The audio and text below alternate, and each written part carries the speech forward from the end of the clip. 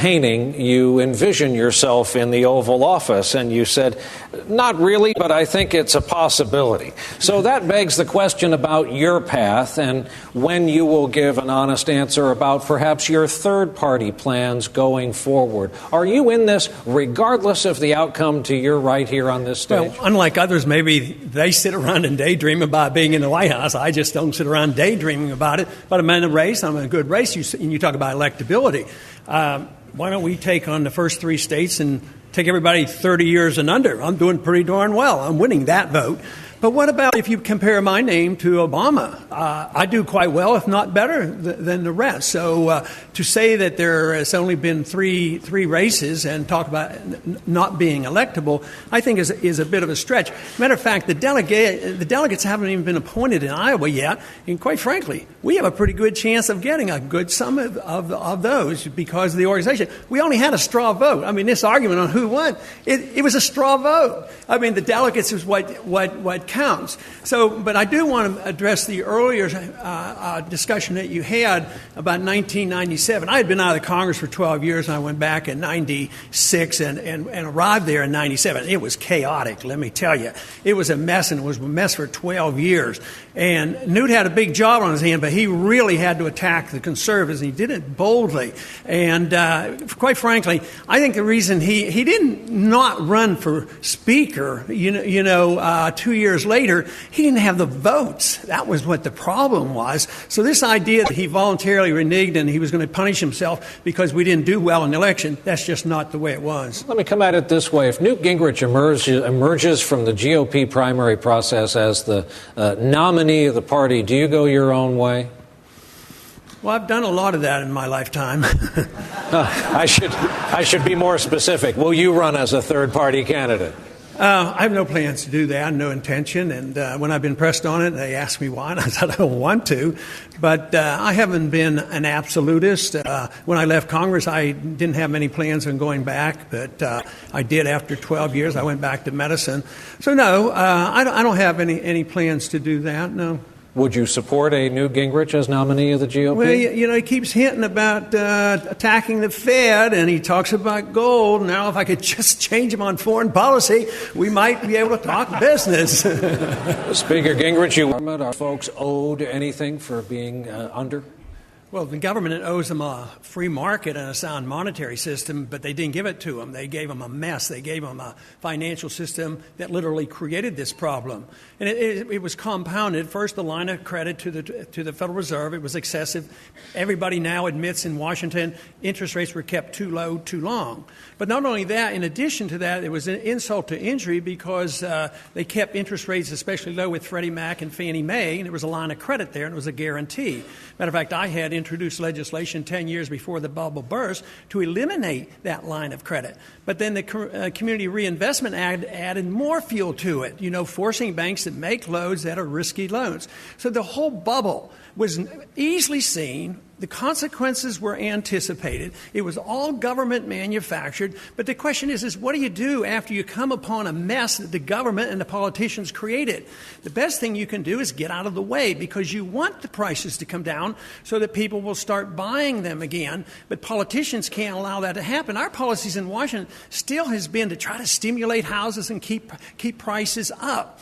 But this whole thing about how we get involved in this low interest rate to stimulate the economy, almost everybody in Washington now, and almost all spectrums of the economic sphere, do not believe in wage and price controls. But they believe in controlling interest rates. That's one half of the whole economy. And here we have a bunch of guys getting in a room in secret, deciding what interest rates should be, and they create this mess. So, yes, we need to get out of the way, but instead, the debt has to be liquidated. The mortgage derivatives was a monster. A lot of people made a lot of money on that. But guess what? Federal Reserve, to the tune of trillions and trillions of dollars, as well as TARP funds, were used to bail out the people that made all this money. Guess what happened to the bad debt that should have been wiped off the book? They should have gone bankrupt. It was dumped on the taxpayers. And the taxpayers still have it. And as long as you maintain that debt on the books, you're not going to have growth. This is why Japan hasn't recovered. We're in 4 years now, and it's going to continue until we understand who creates the business cycle, how it happens, and what you have to do to get out of it. Gentlemen. No, I would do pretty much the opposite. I don't like the isolationism of not talking to people. I was drafted in 1962 at the height of the Cold War when the missiles were in Cuba. And the Cold War is over. And I think we propped up Castro for 40-some years because we put on these sanctions, and this only used us as the scapegoat. He could always say, anything wrong, it's the United States' fault. But I think it's time to quit this isolation business of not talking to people. We talked to the Soviets, we talked to the Chinese, and we opened up trade, and we're not killing each other now. We fought with the Vietnamese for a long time. We finally gave up, started talking to them. Now we trade with them. I don't know why the Cuban people should be so intimidated. Brad, I don't know where you get this assumption that all of a sudden all the Cubans are coming here. I would have thought they were going to celebrate and they're going to have a lot more freedom if we would only open up our doors and say, we want to talk to you and trade with you and come visit. Sometimes they can't even send packages down there. I think we're living in the dark ages when we can't even talk to the Cuban people. I think it's not 1962 anymore, and we don't have to use force and intimidation and overthrow in governments. I just don't think that's going to work. Senator Santorum, go ahead. Because the question was, would you go to war? And Mitt said he would go to war. But you have to think about the preliminary act that might cause them to want to close the Straits of Hormuz, and that's a blockade. We're blockading them. Can you imagine what we would do if somebody blockaded the Gulf of Mexico? That would be an act of war. So the act of war has already been committed, and this is a retaliation. But besides, there's no interest whatsoever for Iran to close the Straits of Hormuz. I mean, they need it as much as we do. I mean, so you have to put that in a perspective. But this whole idea that we have to go to war because we've already committed an act by blockading the country, and I don't see. And I think Newt is right. I think he's wrong about World War II. I think the people were ready because we did it properly and we declared it and we won it quickly. But no, the people are not ready. We don't have any money. We have too many wars. The people want to come home, and they certainly don't want a hot war in Iran right now. And I think that would be the most foolish thing in the world to do right now is take on Iran. Right now for us. And my answer is a little bit different because at the national level, obviously, we have to have one language. I mean, we can't have multiple languages. So for legal reasons, we would have one language. But our system really gives us a way to be more generous because if Florida wanted to have some ballots in Spanish, I certainly wouldn't support a federal law that would prohibit Florida from accommodating, a city election or a local election or a state election. I think that's the magnificence of our system where you can solve some of these problems without dictating one answer for all states. But nationally, we should have one language. Speaker Gingrich. Does ever divide 1 in 3 Floridians with their drinking water? It affects thousands of jobs. Right now, there's a joint federal-state program to save what's left of the Everglades. Would you commit to continuing that federal financing of the Everglades preservation? Sure. I don't see any reason to go after that. I would still look into the details on whether that could be a state issue or not. But with all the wars going on and the economy is in shambles as it is and the unemployment, to worry about dealing with that program, we could do it in a theoretical sense, but I would see no reason to, complicate things. But I wouldn't have any desire to interfere with that. At this point, we'll take the case. I find it so unfortunate. It's so unusual, too. That situation doesn't come up very often. It should teach us all a lesson to have living wills. Or a good conversation with a spouse. I would want my spouse to make the decision, but it's better to have a living will. But I don't like going up the ladder. We go to the federal courts and the Congress and on up. Yes, difficult decisions. Will it be perfect for everybody? Not. But I would have preferred to see the decision made at the state level. But I've been involved in medicine with things similar, but not quite as difficult as this.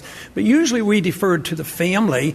And it wasn't made a big issue like this was. This was way out of proportion to what happens more routinely. But I think it should urge us all to try to plan for this and make sure either that one individual that's closest to you makes a decision or you sign a living will, and this would have solved the whole problem. Beth? Mental insufficiently conservative for you? Well, I think that the problem is nobody's defined what being conservative means. Go ahead. And I think that is our problem. Conservative means we have smaller government and more liberty. And yet, if you ask what have we done, I think we've lost our way completely. Our rhetoric is still pretty good. But when we get in charge, we expand the government. You talk about Dodd-Frank, but we gave them Sarbanes-Oxley. We gave debts as well, when we're in charge. So if it means limited government, you have to ask a basic question: what should the role of government be? The founders asked that question, had a revolution, wrote a constitution. And they said the role of government ought to be to protect liberty. It's not to run a welfare state and not to be the policeman of the world.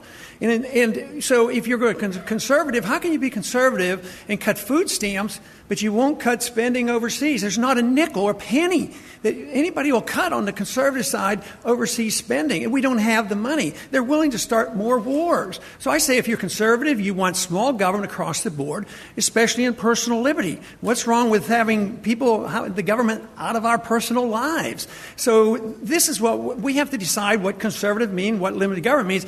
And I have a simple suggestion. We have a pretty good guide, and if we follow the Constitution, government would be very small, and we would all be devoted conservatives. Governor Romney again.